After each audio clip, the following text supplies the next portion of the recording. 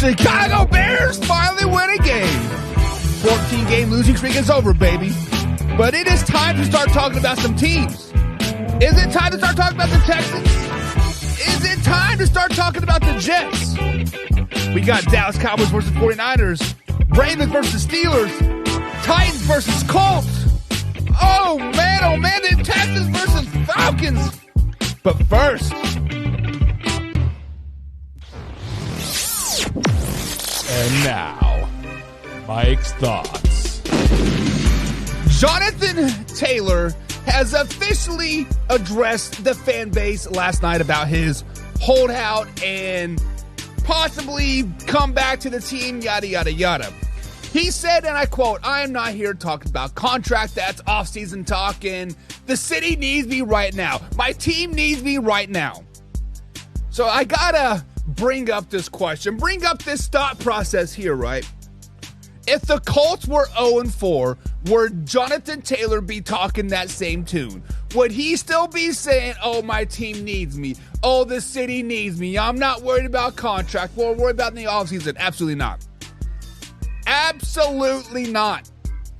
Jonathan Taylor sees that the Colts have a very good possibility of being a great team. Jonathan Taylor sees the fact that, damn, they are succeeding without me. I better get on this field and I better earn my keep and get this bread.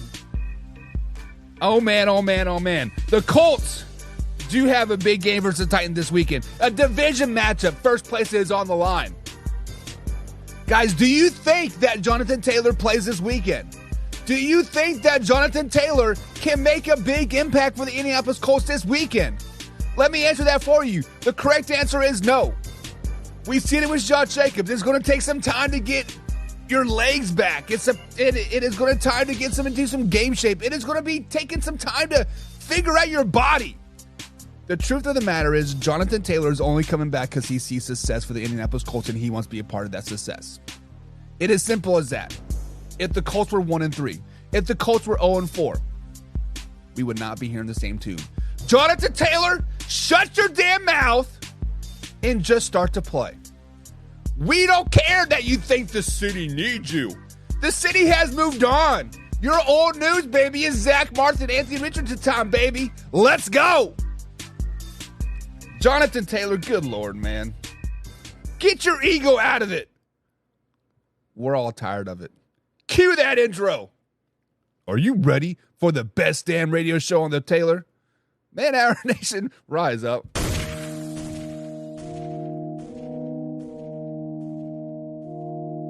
You don't want to be every time, no. I would like to personally welcome you to Man Hour After Dark. Say that thing. While I bring you the host, Mike, Buck, and Cone. You know who's coming to the stage. Sports talk than what you about to hear right here. I second that. Go. You know that it's us when we talking about sports. Giving you facts on the field to the core. Tune in, we need the support. 1 hour too short, then listen some more. On all your stations, not dropping no music. Starts like Adidas, but Nike just do it. Down 4 in the 4th, we go for the win. Michael 2 seconds, we taking it in. Buck, Mike, and Combs. You know what's going on.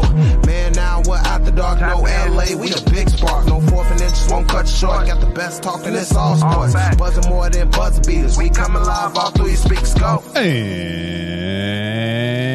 And what is up, Man Hour Nation? Michael Buckhouse here with the Man Hour Show. Head to manhourradio.com. Check out that listen tab. If you guys want to miss any part of the show whatsoever, head over right after this live stream is over, about 11 a.m. East Coast time, probably about 11:15 a.m. East Coast time. There will be a podcast up there for you guys to listen to. Simply head over to manhourradio.com, listen tab, hit play, bada bing, bada boom. It will play today's show for you if you want to miss any show whatsoever. But if you have Spotify or iHeartRadio or iTunes, head over there, subscribe to that as well, and bada bing, bada boom, every time a new episode is dropped, it will download to your phone, you get to push play, and it makes me happy. But if you guys are going to enjoy any part of the show whatsoever, be sure to like, comment, and subscribe, because sharing is caring at the end of the day, and liking, simply hitting that like button helps us more than you will ever know. It tricks the algorithm thinking that we have the best show out there, and people are like, hey, let me tune in. Why is everybody liking this? And then bada bing, bada boom, all of a sudden, I trick everybody, and we bring it in, and when we talk about the Houston Texans, we talk about the Commanders, we talk about the Chicago Bears. But first, we got welcome Casey Morgan into the chat. It says, SP, you saying Taylor like T.O. XD. I think that's supposed to be a ha-ha face. Listen, you say Taylor, how you say Taylor? Taylor. It's Jonathan Taylor. John Peoples in the chat, our NFL resident expert here. He says, hashtag 22H-Train all day, baby. What? My man hasn't been an H-Train for, I don't know, a year and a half. We got Arthur Brown is in the chat. He says, yo, Buck, good morning. Good morning, Arthur Brown. Our resident professional driver out there, the biggest Miami Dolphins fan you will ever see. This guy once wore his Miami Dolphins gear, hat, shorts, sandals. He was Miami Dolphins head to toe, walks into Oakland, California, the home of the black hole, and says, look at me, baby. I am here. He says, who wants to fight about it? Everybody's like, whoa, slow it down, baby. You can rep your Dolphins here, but hey, just know this is Raiders country. He's like, no, this is Miami Dolphins country now. This is Miami Dolphins country now. Get out of here. Good morning, Arthur Brown. Good morning. But guys, we do got a great show for you lined up today. It is time to talk about a couple teams. We are going to start talking about the Jets. We're going to talk about the Texans as well. And then I'm going to tell you who is bigger game 4. We got to talk about the 49ers and Dallas Cowboys, Ravens and Steelers, Titans and Colts, Houston Texans, and the Atlanta Falcons. But first, we do have to talk about them Bears. The mighty of the Midway. The Windy City Bear Cubbies have no longer the Cubbies anymore. The Chicago Bears have finally broken the 14-game losing streak. The longest losing streak in the NFL. Justin Fields officially has 6 wins in his NFL career. Matt Eberflus goes to 4 wins. Holy crap, hold my beer. The Chicago Bears are back. Slow it down, baby. Slow it down. Yes, DJ Moore did go off for 230 yards last night for 3 touchdowns. Yes, Justin Fields looked like an MVP Justin Fields last night if you just look at the stats. But here at the Man Hour, guys, we use our eyes to understand what happened last night. We use our eyes and our knowledge and our heart to be like, you know what? The Chicago Bears did not win that game last night. The Chicago Bears did not do great last night. The point of the matter is that the Washington Commanders flat out sucked. Flat out sucked. Because let's just be honest. Yes, the outcome for the Chicago Bears was on the positive side. Yes, DJ Moore did go off for 230 yards. But they're throwing 6-yard hitch routes that went for 80. Let's just be honest. The play calling was still suspect at best for the Chicago Bears. You cannot bank on 6-yard hitch routes going for 80 each and every week. Now, the Chicago Bears did play a good game. They come out in the third quarter and try to give it away again. But they're like, reel it back, right? The simple fact of the matter is, guys, that the Chicago Bears are still not very good. The Chicago Bears are still one of the worst teams in the NFL. The worst team in the NFL. Worse than the Broncos, worse than the Jets, worse than the Panthers. They are the worst team out there. Hands down, no questions asked. When we look at the Chicago Bears, they have issues. They have running back issues. They have defensive issues. They have coaching issues. When you sit down and you really break down that game, when you sit down and really watch that game, their play calling is worse than the Pittsburgh Steelers. People are screaming, fire Matt Canada because of the JV high school play calling. Guys, this is elementary school play calling that we're seeing from the Chicago Bears. Hey, run a 5-yard hitch and I'll throw it to you and give it to our best athlete on the field and let him break it for 80. Oh, We'll do that again. Guys, the Chicago Bears are still a bad team. Yes, maybe the momentum might be on their side. Yes, maybe Justin Fields might start to play with a little bit more confidence, but the simple fact of the matter is that their coaching staff sucks. Matt Eberflus sucks. The offensive play calling sucks. The defense sucks. Guys, the Chicago Bears are a very, very bad team. Now, when we look at last night's game, we have to ask our question. What were the Commanders doing? Why didn't they have a single high safety or a two high safety? If a cornerback knows that he has no help over the top, why is he gambling trying to tip a ball away on a hitch route? Let them nickel and dime you down the field. And then the simple fact of the matter is their technique was terrible. Oh my God, it was pissing me off so bad. When you go for a batting the ball down, you always have a hand behind the receiver. Because when you miss, 9 times out of 10, you will miss that bat down. You are there to make a tackle still. What do I mean by that? So here's a receiver like this. Get ready to catch the ball. You have your right hand behind him, grabbed onto the shoulder pad, and then you swipe the ball away. So as you're swiping, it is pulling you just like this, making a tackle, making it harder for the receiver to catch the ball.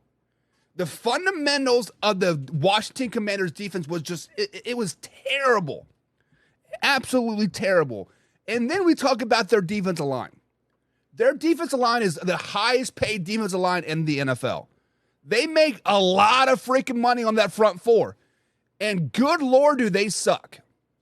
Chase Young. Yes, you may have gotten some quarterback pressures, but you didn't get no sacks. You didn't get no tackles. You were more worried about saying, "Oh, Justin, I missed you, baby. Do you remember that one time back in 2018 when we got gang banged? You were more worried about making memories with the man than kicking his ass. Marquez Sweat, where the hell have you been, man?" Guys, if I am a Washington Commanders fan right now, I am pissed off. I am pissed off. Not only does your defense suck, the fundamentals suck, and Sam Howell, ever since that Buffalo Bills game, Sam Howell has taken 17 steps back. The Commanders need to figure themselves out right now. They have too much damn talent on that team to be where they're at. They are 2-3 right now on the season. They still have an opportunity to make a nice little run. They just need to turn it around. They need to figure out if Riverboat Ron is the issue. They need to figure out if Eric Bieniemy is the issue. They need to figure out if Jack Del Rio is the issue. Somebody is the issue in Washington, and it is a part of the coaching staff. Maybe it's time for River Ron to hit the road, Jack. Don't you come back no more, right? Guys, the Commanders just pissed me off.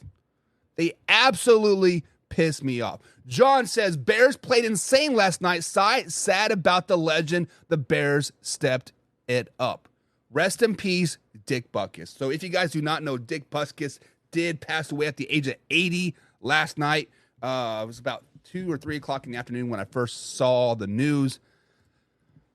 Casey says, how about those Bears last night? Crew isn't so bad with eggs and toast. What? Gabriel Garcia's in the chat. What's up, Gabriel? He says, the Bears played with emotion against Washington team that looked tired. The Philly game on a short week took a lot out of them. I do agree with you to an extent. However, it was a shorter week for the Chicago Bears because if you remember the Bears game, they had a very emotional game last week too, right? They gave up a 28-point lead to the Denver Broncos and lost that game. Not only was it a short week for them, they had to travel. So I want to take that tiredness and short work week out because it was a short work week for like both. They both had those both excuses, but the Washington Commanders definitely looked a lot more tired. Coaching is a problem with them. Casey Morgan said, you're saying was a trap game for the Commanders? No, I'm not saying it was a trap game for the Commanders because I actually picked the Bears to win this game. The simple fact of the matter is that the Commanders are not very good. The Commanders they're just not a good team. They have a lot of talent. They have a lot of skills. They have a lot of what ifs. But the what if starts at the top. What if Ron Rivera can coach like he did when he was in Carolina? What if Eric Bieniemy can get that offense the way it was clicking when in Kansas City? What if Sam Howell just stops sucking? What if Chase Young stops being a baby back bitch?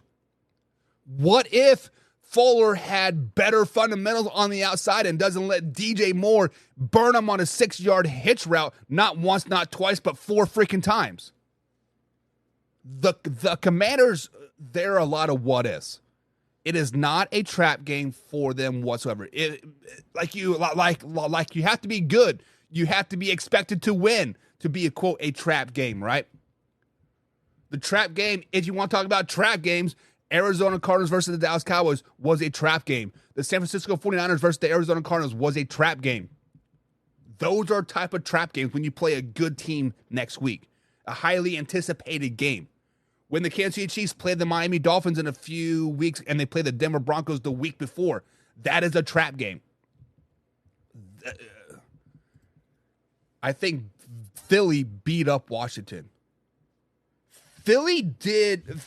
The Eagles are a very physical team. Let's not get that twisted. The whole Philadelphia brotherly love touch thing that they do, it's very physical, very exhausting on a defense, right?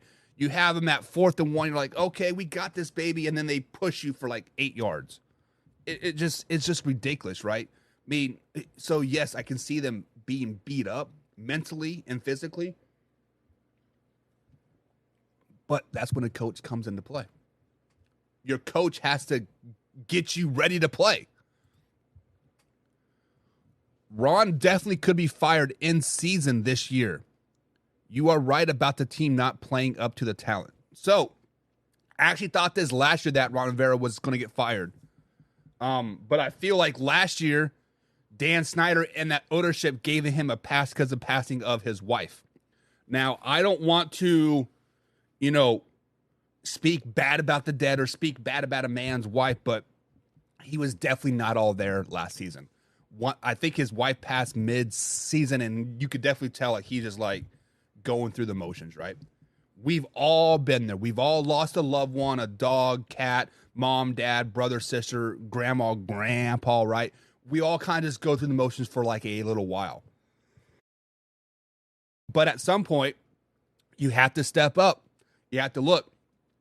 It is what it is. Ron Rivera, I understand that you were married for 20, 30 years, whatever it was, 40 years. But right now, man, it's time to move on. It's time to put up or shut up. Hey, the Bears run, says Nathan Wheeler. Are you surprised? I am not surprised, Nathan, because I did a quick little live yesterday.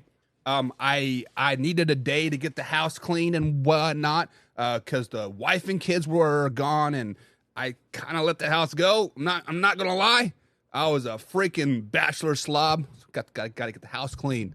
Make sure she comes home to a nice clean house. Give me some lovin's when she gets home. But I picked the Bears to win last night or yesterday morning.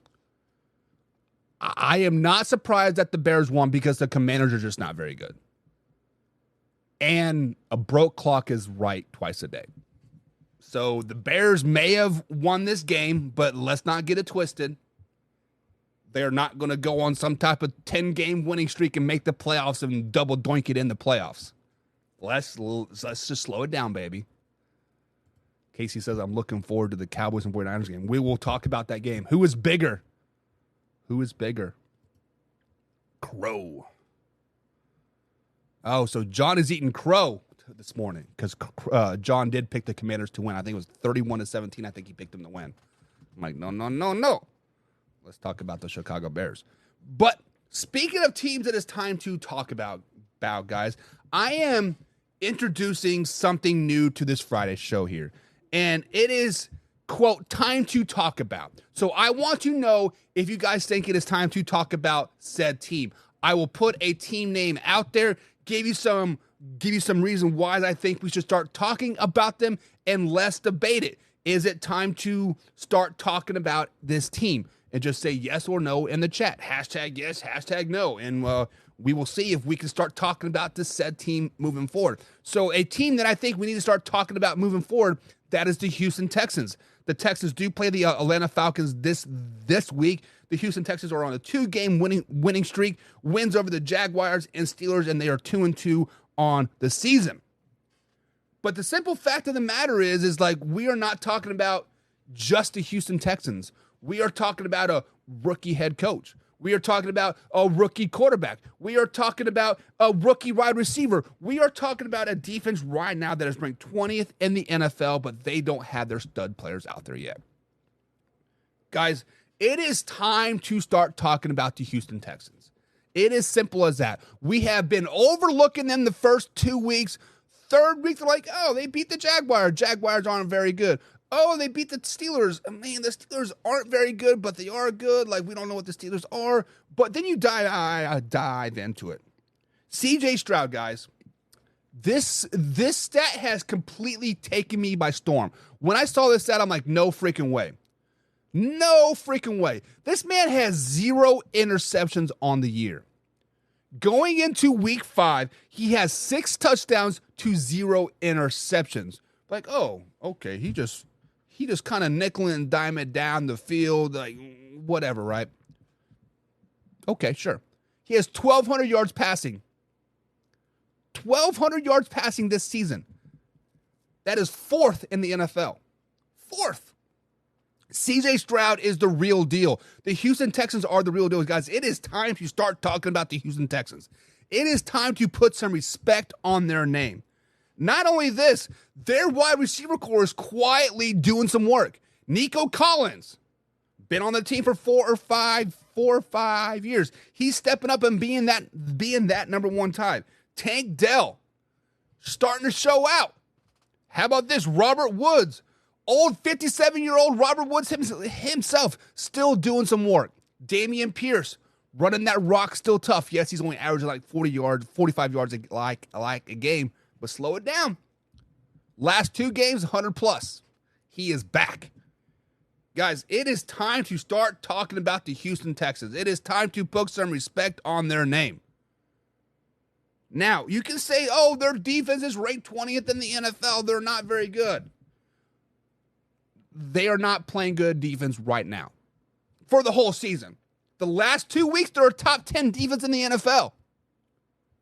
DeMeco Ryans has got his pulse on that team. He is putting pressure on that team, and they want him to be great. He says, look, I've been there. I've done that.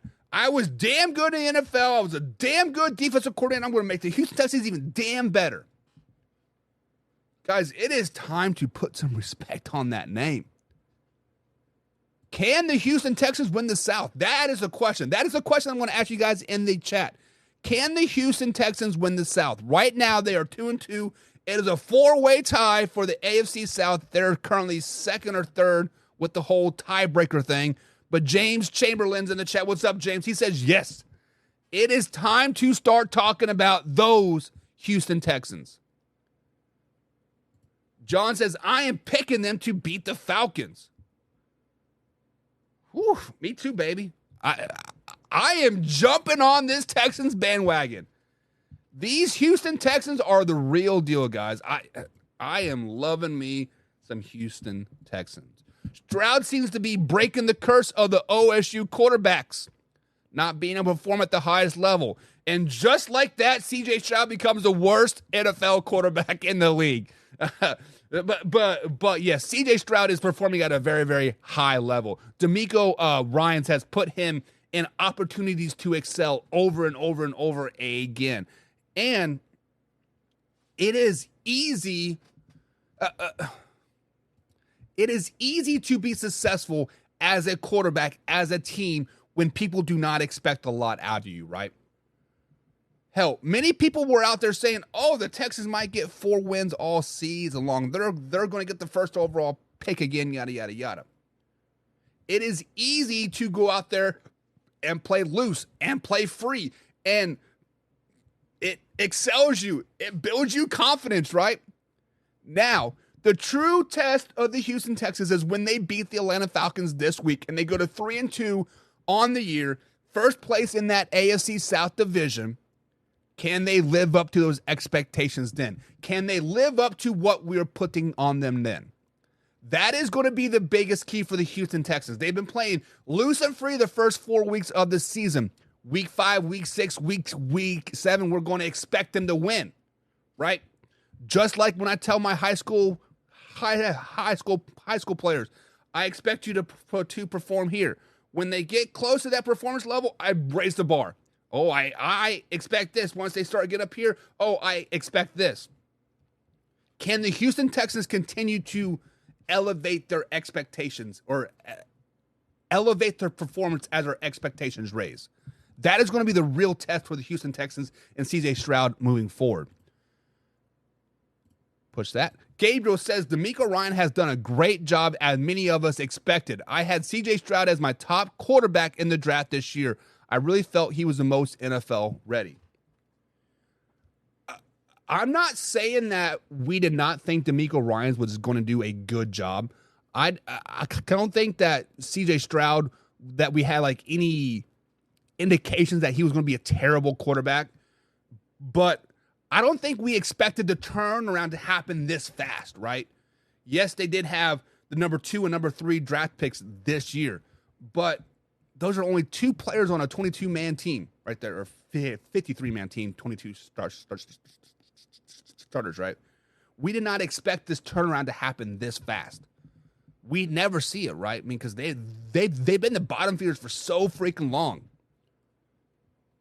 It is what it is. Texans have only beaten weak teams. It's not because they're good, it's because they have a weak schedule. Ooh. Nathan with the shots fired. He says the Texans have only beaten weak teams. It's not because they're good, it's because they have a weak schedule. So you were telling me that the Jacksonville Jaguars are not a very good team. XD Gamer is going to be pissed. Are you telling me that the Pittsburgh Steelers are just not very good? Now, we talked about this yesterday or two days ago about a cupcake schedule. You play who is in front of you, right? Any given Sunday, any team can like win. But if you want to go that route, they do have one of the easiest schedules in the NFL. I will give you that. Because they were the worst team in the NFL last season. I mean, it is what it is. That is what's awesome about the NFL schedule, right? You play the strength of your schedule. Like if you're a 4th place team, you're going to play a 4th place schedule. If you're a 2nd place team, you're going to play a 2nd place schedule. That's just the way it is. But the Houston Texans schedule doesn't really get that tough, right? Yes, they do play the Falcons and Saints, very good teams. The Panthers. And then they play the Buccaneers and the Bengals, but then they play the Cardinals, Jaguars, Broncos, Jets, Titans, Browns, Titans, Colts. They have a very favorable schedule moving forward. I will give you that. But it's all about clicking at the right time. It is all about getting hot at the right time. If you let the Houston Texans slide into the playoffs, firing on all cylinders, a home playoff game versus, let's say, the Baltimore Ravens, anything can happen. If the Houston Texans are 10-7 going into the playoffs, a home playoff game versus the Baltimore Ravens, I'm picking the Texans. It's all about confidence. It is all about key. All about key. Houston Texans can win the South, but I feel that the Jaguars will find their groove soon, says Gabriel. There are many people that are buying some Jacksonville Jaguars still. They started 3-7 last season, and they got hot, and then they got cold, and then they start and they end the season on a high note. No note there, right? They had a very up and down season, and this year they're kind of down. So I feel at some point they will get hot. We will start talking about the Jacksonville Jaguars moving forward. So, yeah. Texans will have to keep up the pace unless CJ goes down. Yes. CJ Stroud is what making that team go right now, 100%. If Davis Mills comes in, the Houston Texans are not a very good team. John, you nailed it on the head as always. If not, they will make the playoffs and be 1-out. Listen, if the Houston Texans make a playoff game, or make the playoffs, and they have a home playoff game, they could be like the Jaguars of last year. They could upset the Chargers or the Bengals or Ravens or somebody. I have faith in the Houston Texans. Now, the next team that I want to possibly talk about. This team is 1-3 on the season. Yes, they did lose to Kansas City Chiefs on Sunday night, 23-20. You can call what you want. It was a holding call, but we're going to digress from that. The simple fact of the matter, it is the New York Football Jets. The Jets are a team that has had a tough stretch of first 4 weeks, right? We were even talking about it during the offseason. The first 6 weeks are going to be the true test for the New York Football Jets. They have some very big games. They play the Buffalo Bills. They play the Chiefs, right? And then they play like the Eagles. Like, they have a very tough stretch of games. Even with Aaron Rodgers in there, we're like saying, hey, if they go 3-3 in this 6-week stretch, it is a good thing. But Aaron Rodgers is not obviously in there. Zach Wilson is in there. Zach Wilson, the second quarter and beyond last week on Sunday night's football game, he looked like a good quarterback. Zach Wilson looked like a really, really good quarterback 2/3 of the game last week. So, guys, is it time to start talking about the New York Football Jets after that performance from Zach Wilson last week? No, it is not. The Jets are still not a very good team. Yes, they do have a top 10 defense in the league. They do. But the simple fact of the matter is that Zach Wilson has been sacked 10 times in 4 games. The simple fact of the matter is that Zach Wilson has thrown 4 touchdowns to 4 interceptions, 1-to-1 ratio in 4 games. Not very good. And the other fact of the matter is he's only thrown for 712 yards. Not very good. And on the flip side of that, he's a 3rd leading rusher on that team. Not very good. So, guys, stop trying to hype up the New York Football Jets. Stop trying to hype them up. They're not going to be a very, very good team. We spoke on it yesterday or 2 days ago. Aaron Rodgers says, oh, if the Jets are a playoff team, I'm going to come back and lead them to the Super Bowl. If the Jets are a playoff team, I don't want you to come back. We're obviously playing just fine without you. So take your $35 million and shove it up your pee hole. But the simple fact of the matter, guys, is the Jets are just not a good team. This team is not very good. They are 1-3 for a reason. They did beat the Buffalo Bills on opening weekend on Monday Night Football because the stars just aligned, right? It was 9-11. It was Aaron Rodgers opening. It was just a pure emotional, and the crowd just willed them to that game. And the Buffalo Bills just flat out sucked. Now, the Jets might beat the Denver Broncos on Sunday, but then they play the Eagles, Giants, Chargers, Bills again, Dolphins, Falcons, Texans, Dolphins. Their schedule is not easy. We've been saying it all year. I've been saying it all year. The Jets are still a 7-10 team with Aaron Rodgers on the field. Now that Aaron Rodgers is not on the field, they're still probably a 7-10 team. Not because they don't have a good defense, not because their offense doesn't have weapons. They have a tough-ass schedule. So, guys, we're not talking about the Jets. They're not a playoff team. They're not a contender in the East. They are a contender for a 10th overall pick in this year's draft. It is what it is. It is what it is. True, but the Jets defense, says John, will keep them afloat, and I pick them versus the Denver Broncos. It is very hard to play at Mile High Stadium. It is very, very hard to play at Mile High Stadium. The Jets might be, and we talked about emotion for the Chicago Bears. It might be very emotional for Nathaniel Hackett to come back to Denver. to want to beat down Sean Payton. Like, look here, you CS. That's a cocksucker for all you PG people out there. Look here, you CS. You call me the worst coach ever. I'm going to show you who the worst coach ever is. Casey says the ref gave them 9 points in that game. If it wasn't for that, the game would have never been closed. We could discuss that tonight on the After Hours show. People are firing me up about that. They're trying to get underneath my skin, and they are succeeding. They are just... It was a hold. It wasn't a horse collar. It was a face mask at the one. It was a hold. It was a hold, Casey. You know that. I know that. Everybody and their dog knows that. It was a freaking hold. But let's move on, guys. Let's move on to week 5 here. Let's dive in to big 4 games that we are going to discuss. We're going to talk about the 49ers and Cowboys, Steelers versus Ravens, Colts versus Titans, and Houston Texans versus the Atlanta Falcons. What I want to talk about is who is this game bigger for? So when we break it down, I'm like, hey, this game is bigger for this team because of this, and this. And where we're going to start out is we're going to start out with the Dallas Cowboys taking on the San Francisco 49ers.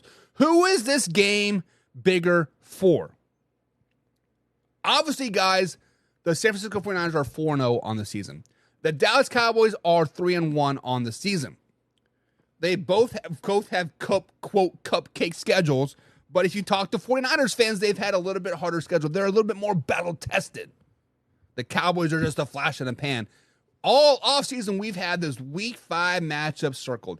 This is the game of the year. This is going to determine who goes to the Super Bowl. This is going to determine who gets home field advantage. This is the game.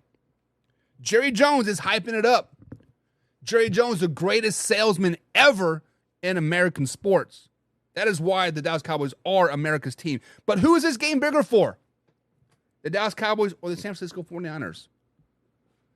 Guys, I think it's bigger for the San Francisco 49ers. I think it is bigger for their fan base.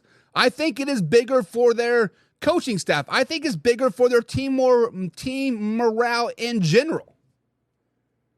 I feel that this game is bigger for the San Francisco 49ers because the simple fact of the matter is that they are supposed to win. This is a home game. They are supposed to beat the Dallas Cowboys this week. Brock Purdy is supposed to play at a, quote, MVP level. CMC is supposed to carry that team. They're supposed to walk all over the Dallas Cowboys. No matter who you talk to, everybody seems to be picking the San Francisco 49ers to win this game. That is why this game is bigger for the 49ers than the Dallas Cowboys. If the Dallas Cowboys win this game, they'll be like, hey, we are that team, right? We are that damn good. But if they lose this game, they're like, hey, well, we are supposed to lose this game. Well, like, whatever. It is what it is. We'll go back to the drawing board. Guys, do you guys realize that the Dallas Cowboys have the hardest schedule moving forward? They have the hardest schedule in the NFL moving forward. San Francisco 49ers are like 12th or 15th. This game is a lot more important for the San Francisco 49ers. They are supposed to win. Brock Purdy's supposed to be great. It is what it is. It is much more important for the San Francisco 49ers. Da-da-da-dum. Josh McDaniels says, hold my beer. Their defense is very good, but IMO not good enough to carry them into the playoffs in that division. The AFC is loaded. I believe we were talking about the Houston Texans right there, right? Oh, no, the Jets. So both Philly and the Los Angeles knocking over their shoulders and playing each other the big NFL weekend. Casey says, I am picking the 49ers. I am not picking the 49ers. I'm picking the Dallas Cowboys to win this game. I love me some Dallas Cowboys. Da-da-da-da. But with that being said, says John, I choose the Cowboys. Listen, the Dallas Cowboys might have the most to prove in this game, meaning like they can really flex on the NFL if they win this game or when they win this game. When the Cowboys win this game, they will be flexing on the entire NFL. They will be the lead topic for the next 6 days. Let's just be flat out honest. But if they lose this game, they will still be the lead topic for the next 6 days because, they have so much to prove. They have so much to work on. They have so much of this, and this. Next game up, though. Baltimore Ravens versus the Pittsburgh Steelers. The Baltimore Ravens are 3-1 on the season. Pittsburgh Steelers are 2-2. Steelers are kind of not sure what they're doing, right? Baltimore Ravens had a tough loss to the Indianapolis Colts a couple weeks ago, bounced back against the Browns, flexed on them, say, look at us, hold our beer. So we got to ask this question. Who is this game more important for? The Baltimore Ravens or the Pittsburgh Steelers?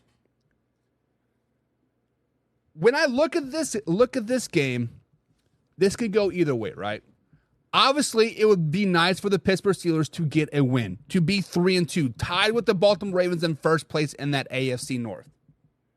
But on the flip side of the coin, it would be nice for the Baltimore Ravens to beat a team like the Pittsburgh Steelers, a team that could possibly win the AFC North, a team that is going to be there in the end no matter what. Also be nice to be 4-1 with a 2-game lead in the AFC North. So who is this game more important for? This game is more important for the Baltimore Ravens. This game is more important for the Baltimore Ravens because of the simple fact of the matter is we know what the Baltimore Ravens do late November, December, and early January. They do not win. They do not play good. Lamar Jackson is a shell of himself those 6 weeks. The Baltimore Ravens have to make the biggest headway they can the first half of the season because the second half of the season, they'll be a sub-500 team. Also, look at their schedule moving forward. They do play the Titans, Lions, Cardinals, and Seahawks. All very, very winnable games. But then the second half of the season, they do play the Jaguars, 49ers, Dolphins, and Steelers like again. So this game is more important for the Baltimore Ravens because they need to create that cushion now. Because the Steelers are going to get right. The Bengals are going to get right. The Cleveland Browns are going to get right, maybe, I don't know. But the simple fact of the matter is they need to get that cushion. This game is more important for Lamar Jackson and the Baltimore Ravens because if Lamar Jackson does not play well, if that offense does not play well, they are going to be deemed of not a very good team because the Pittsburgh Steelers right now are not a very good team. Very, very bipolar. They play well versus the Raiders. They shit the bed versus the Houston Texans. And if they beat the Ravens and they're going to shit the bed versus it is more important for the Baltimore Ravens. That's the way I feel, and I am sticking to it. John says the Steelers need it more. Casey says the Steelers need a win, but I feel the Ravens are going to win. I believe I have the Ravens as well in this game. This is the first time ever that I'm picking the Ravens to win a game. That means the Steelers Nation, baby, right? Back to the Houston Texans. Gabriel says Brandon Cooks was brought here to win games like this. It is time to start using him to stretch the field. This is that game. It's time. Oh, no, you were talking about the Dallas Cowboys. I'm sorry. I forgot Brandon Cooks is no longer with the Texans. Dallas Cowboys. Yes, you are right. Casey Morgan says, I believe this is a preview to a playoff game this year. Steelers versus Ravens or the Cowboys versus 49ers? Which either one could be a week with the preview. Gabriel says, this is a must-win for Pittsburgh, IMO. I don't know what IMO means. I am not very hip on the whole cap, no cap, IMO crap. So let me know what that means.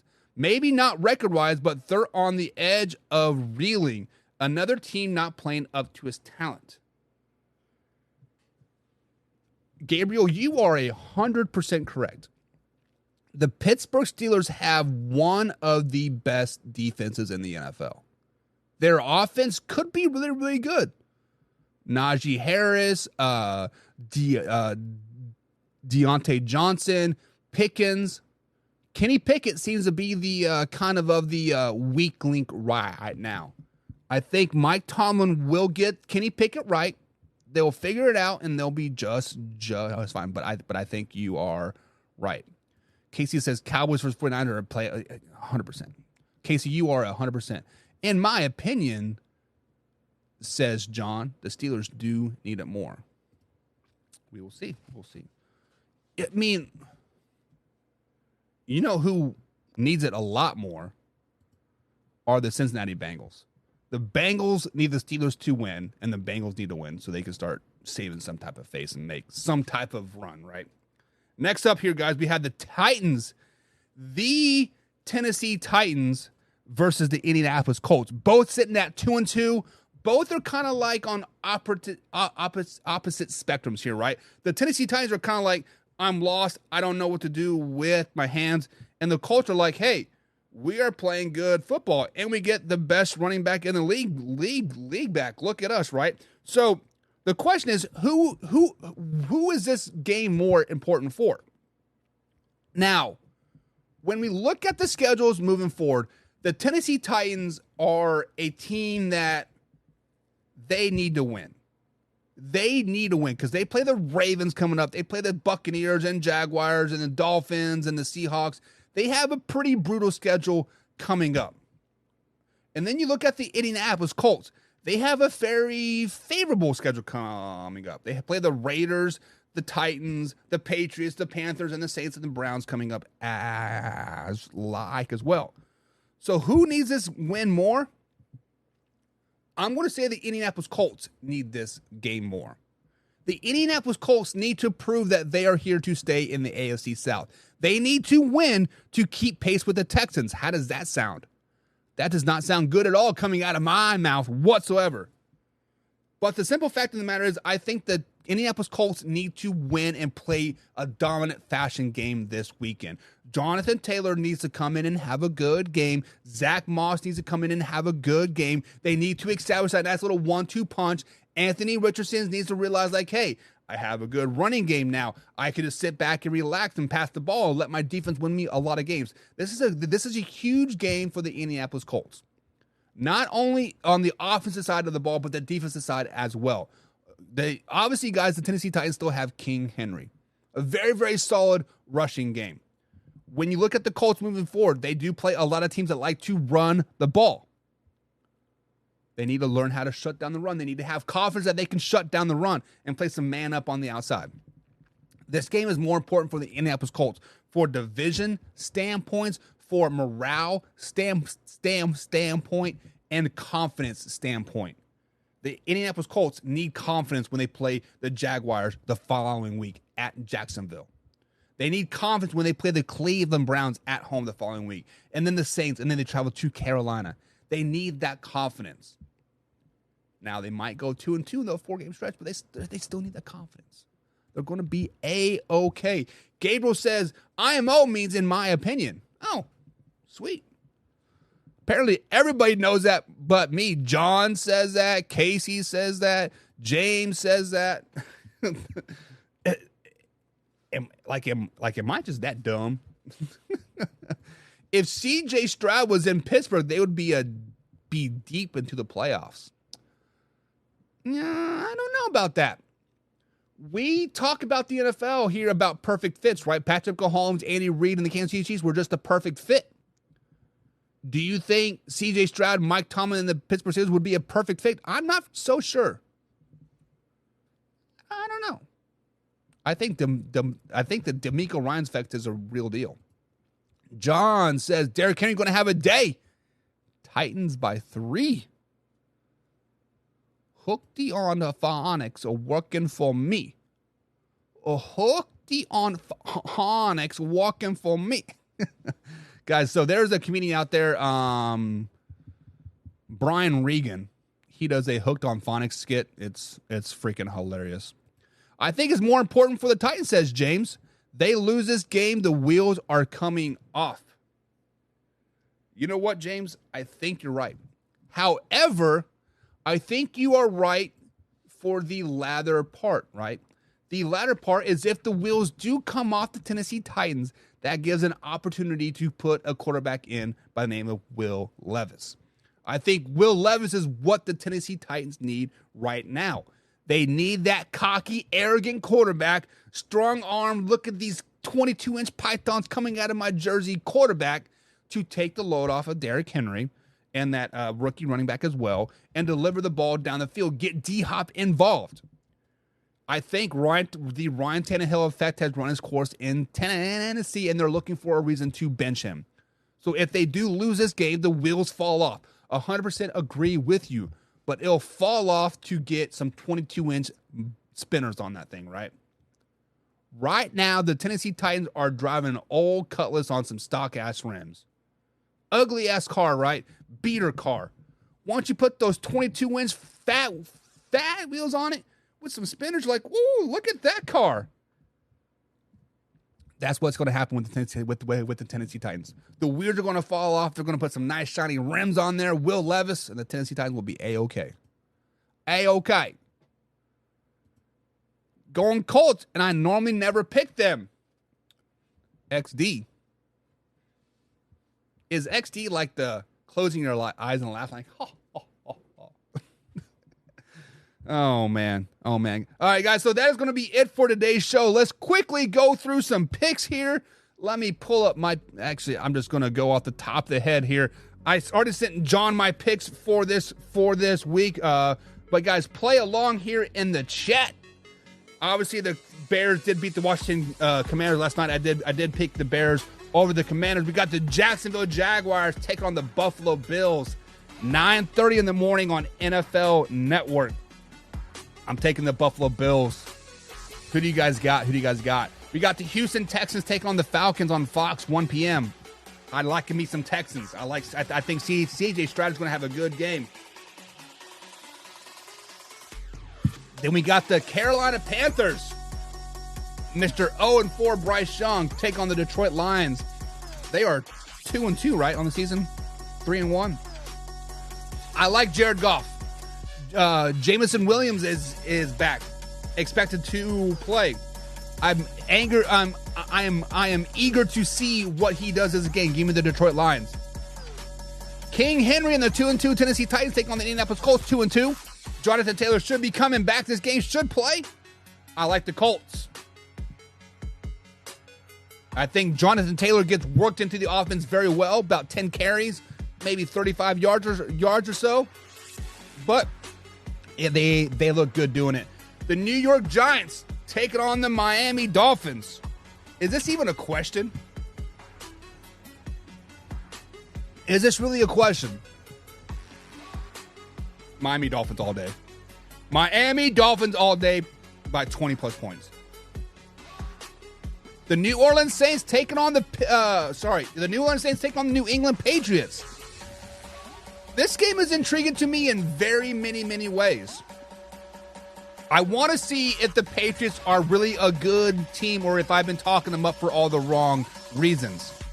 This will also be a good measuring stick for Derek Carr and the Alvin Kamara and the Saints. I forgot who I picked, John, but my gut is telling me to pick the Patriots in this game. Ravens, 3-1, taking on the 2-2 Pittsburgh Steelers. At Pittsburgh Steelers, at Heinz Field, Three River Stadium, whoever. Give me the Baltimore Ravens. I think Lamar Jackson continues his MVP level of play. His 70% completion rate is just going to go about the same, right? Yes, Odell Beckham Jr. may not play, and the offensive line is pieced together, but I think they still do well versus the Pittsburgh Steelers. The Philadelphia Eagles, 4-0, taking on the 1-3 Los Angeles Rams. This game is very intriguing me in many, many, many ways. We have been saying that the Eagles have been playing down to their competition all year, right? We have been saying that the Eagles have not lived up to their expectations, right? Super Bowl hangover is a real thing. But the Rams have been outplaying their expectations. They've been reaching. They've been battling. They've been grungy, right? They're 2-2. They beat the Seahawks. They beat the Colts. Cooper Kupp is back this week, guys. I am picking an upset alert. Upset alert. I'm picking the LA Rams over the Philadelphia Eagles. Next up, Out there on the West Coast, we have the Cincinnati Bengals, 1-3, taking on the 1-3 Arizona Cardinals. Cardinals are a grungy team. Bengals seem to be like a dog between their legs right now, licking their wounds. I think the Bengals get back on track. I think the Bengals flex on the Cardinals. The Cardinals have back-to-back weeks, tough games. The Cowboys, the 49ers, and now they play the Bengals. We were talking about being tired earlier. I think Gabriel said it. Give me the Bengals in this game. The New York Football Jets, 1-3, taking on the 1-3 Denver Broncos. Sean Payton got his first win last week over the Chicago Bears. 28-point comeback. Mile High Stadium is a very, very tough place to play. I think the Denver Broncos win 2 in a row, beating the New York Football Jets, and Zach Wilson comes back down to size. His ego gets right. Kansas City Chiefs travel to Minnesota to take on the Minnesota Vikings. NFL game of the week, if I'm not mistaken. If Patrick Mahomes wins this game, he'll be the fastest and youngest quarterback ever to beat 31 NFL teams. I'm taking the Kansas City Chiefs. The Minnesota Vikings is not very good. Their defense sucks. Their offense is being suspect at best. They don't have a running game. The only thing that's keeping them afloat right now is Justin Jefferson, and he wants out. He wants out. Sunday Night Football. The Dallas Cowboys sitting at 3-1, taking on the 4-0 San Francisco 49ers. At this point in the day, the San Francisco 49ers will be the only undefeated team in the NFL. But you know what? It is time for Brock Purdy to be knocked down to size. It is time for the NFL to see what Brock Purdy really is all about. He is just above average quarterback. He is a flash in the pan. Give me the Dallas Cowboys in a 31-30 game. Very nice, close game. Dallas Cowboys knocked the San Francisco 49ers from the unbeatens. And the Dallas Cowboys will be deemed Super Bowl champions in Week 5. But guys, that is going to be it for this week's morning shows. We're going to be live tonight at 10 p.m. East Coast time. We're going to talk about top 10 quarterbacks. We're going to talk about this week's games. Whatever Hoffy wants to do, we will talk about it. And Monday game, we do have the Green Bay Packers take on the Raiders. Give me the love boats. See you guys tonight, 10 p.m. East Coast time. Have a great day. We out.